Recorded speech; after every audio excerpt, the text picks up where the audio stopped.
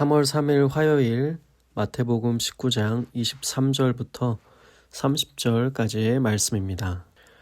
예수께서 제자들에게 이르시되 내가 진실로 너희에게 이르노니 부자는 천국에 들어가기가 어려우니라. 다시 너희에게 말하노니 낙타가 바늘귀로 들어가는 것이 부자가 하나님 나라에 들어가는 것보다 쉬우니라 하시니 제자들이 듣고 몹시 놀라 이르되 그렇다면 누가 구원을 얻을 수 있으리이까? 예수께서 그들을 보시며 이르시되 사람으로는 할 수 없으나 하나님으로서는 다 하실 수 있느니라. 이에 베드로가 대답하여 이르되 보소서 우리가 모든 것을 버리고 주를 따랐사온데 그런즉 우리가 무엇을 얻으리이까? 예수께서 이르시되 내가 진실로 너희에게 이르노니 세상이 새롭게 되어 인자가 자기 영광의 보좌에 앉을 때에 나를 따르는 너희도 12 보좌에 앉아 이스라엘 12 지파를 심판하리라. 또 내 이름을 위하여 집이나 형제나 자매나 부모나 자식이나 전토를 벌인 자마다 여러 배를 받고 또 영생을 상속하리라. 그러나 먼저 된 자로서 나중되고 나중된 자로서 먼저 될 자가 많으니라. 아멘. 오늘 마태복음 19장 이 후반부의 말씀을 우리가 함께 묵상함에 있어서 먼저 예수님은 앞서서 나왔던 그 부자 청년에 대해서 가르침을 전해주고 계십니다. 우리가 이제 그렇기 때문에 앞선 말씀을 조금 복기해 볼 필요가 있는데요. 이 부자 청년은 이제 19장 중반부에 나왔던 이제 사람이죠. 익히 알려진 이제 사복음서에 등장하는 청년인데 이가 등장했던 이제 부분이 16절이었습니다. 이 부자 청년은 16절에 어떤 사람으로 소개가 되는데 예수님께 나왔던 이유는 바로 영생을 얻는 법을 물어보기 위함이었습니다. 영생을 내가 어떤 선한 일을 하여야 얻을 수 있겠냐는 물음에 예수님의 대답은 계명들을 지켜라 였었습니다. 그래서 예수님은 17절부터 시작해서 이제 19절까지 그 계명들에 대해서 10계명의 말씀들을 예시로 들어 설명해 주시고 계십니다. 그 다음에 이제 청년이 그 말을 듣자 했던 반응 또한 이 마태복음 19장 20절에 자세히 기록이 되어 있는데 그 말을 듣고 나서 청년은 이르기를 이 모든 것을 자신이 이미 지켰다라고 말을 합니다.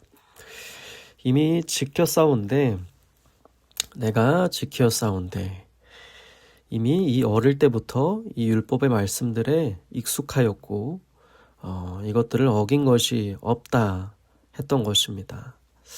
그렇기에 이 청년은 내가 혹시 아직도 무엇이 부족하나이까 이렇게 묻고 있는 것입니다.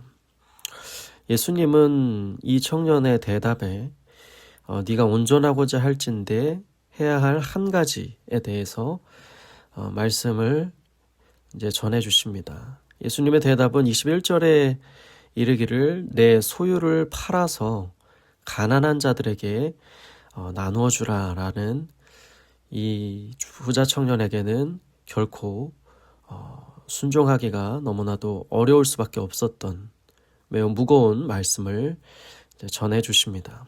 그리고 그리할 때에 하늘에서 내게 보화가 있을 것이다. 그리고 그렇게 네 소유를 팔아주고 나서 너는 나를 따라라. 이런 말씀을 주십니다. 그러나 부자 청년이 보였던 반응은 우리가 익히 아는 바와 같이 오늘 본문 23절의 그 앞부분 22절에 나와 있습니다. 그 청년은 재물이 많았기 때문에 이 말씀을 듣고 근심할 수밖에 없었고 그 자리를 떠날 수밖에 없었고 그 예수님의 나를 따르라는 그 부르심, 그 초대에 응하지 못할 수밖에 없었습니다. 이 청년에 대한 이야기, 이 이야기 가운데 예수님은 이제 오늘 본문에서 해설해주고 계신 것입니다. 예수님은 내가 진실로 너희에게 말한다 말씀하시면서 부자는 천국에 들어가기가 어렵다라고 말씀하십니다. 그리고 또 하나의 비유를 들으면서 부자가 천국에 들어가기가 어렵다.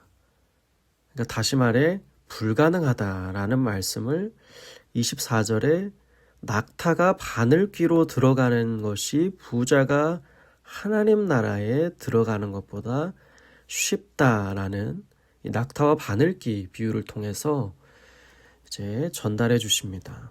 그러니까 다시 말해서 낙타는 바늘귀를 통과할 수가 없기 때문에 사실은 부자가 천국에 들어가기가 그만큼 어렵다. 그러니까 불가능하다는 말씀을 해주신 것입니다. 예수님이 가르쳐 주신 이 말씀, 이 교훈, 이것은 제자들에게는 이제 몹시 충격적인 그런 가르침으로 다가왔을 것입니다. 그렇다면 누가 구원을 받을 수 있느냐 하고 묻지 않을 수가 없었을 것입니다.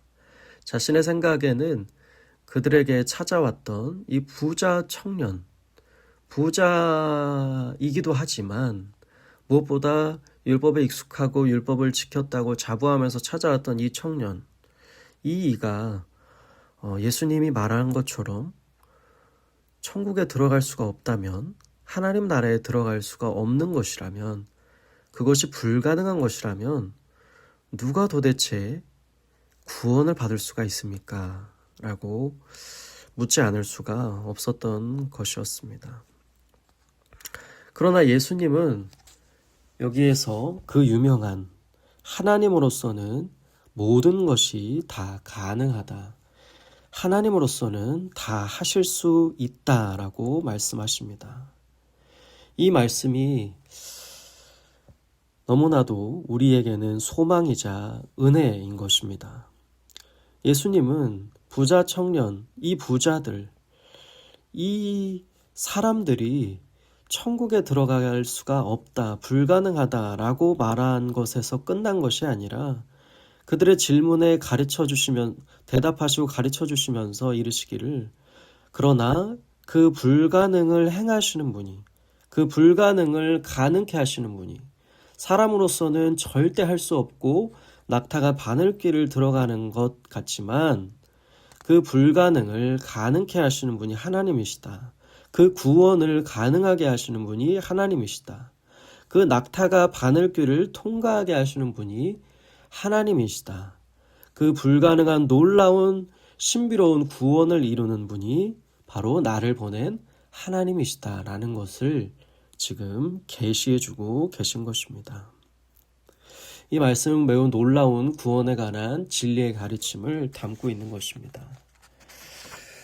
예수님은 이 부자 청년만 비단 이야기한 것이 아니라 바로 이 세상에서 율법을 온전히 지킬 수 없이 살아가는 우리들의 현실, 사람으로서는 하나님 나라에 들어가지 못하는 우리들의 현실을 과연 어떻게 극복할 수 있는가? 바로 우리에게 가르침을 모두에게 전해주고 계시다라고 할 수가 있습니다. 사실 이 이야기의 시작은 어린아이와 같이 천국은 자기 자신을 낮추고 그들과 같이 그것을 어린아이의 마음으로 받아들이는 자임을 가르쳐 주신 것에서부터 시작이 된 것이라 할 수 있습니다. 바로 천국이 그런 사람들의 것이라고 말씀해 주셨습니다.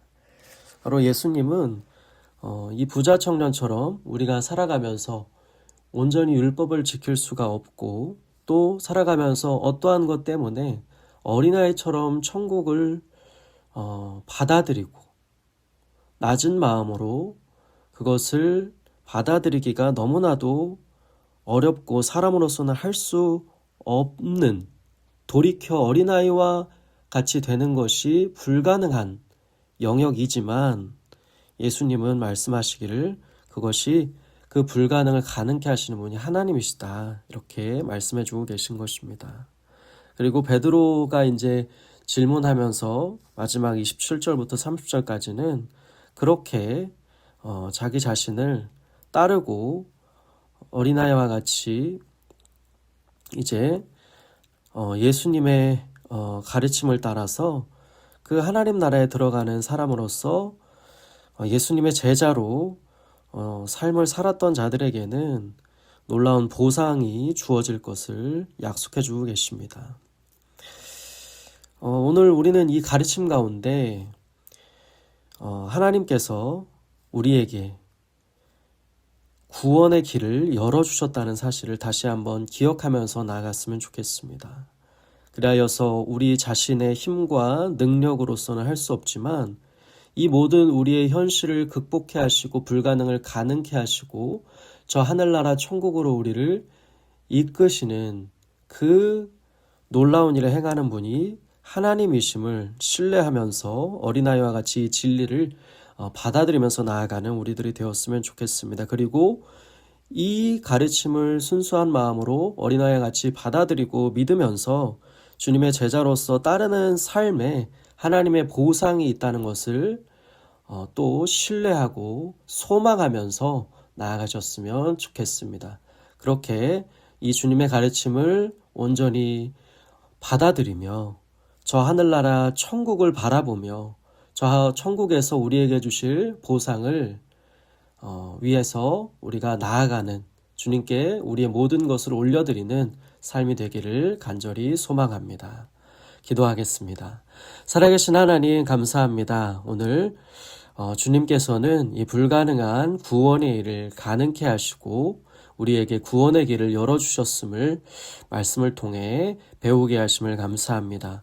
이 구원의 일을 행하시는 그 하나님을 온전히 신뢰하고 그 하나님 나라 백성으로서 주님이 먼저 가신 길을 뒤따라가며 저 천국 그리고 그곳에서 주실 하나님의 놀라운 상급을 바라보며 살아가는 저희들 되게 하여 주옵소서. 감사드리며 살아계신 예수님의 이름으로 기도합니다. 아멘.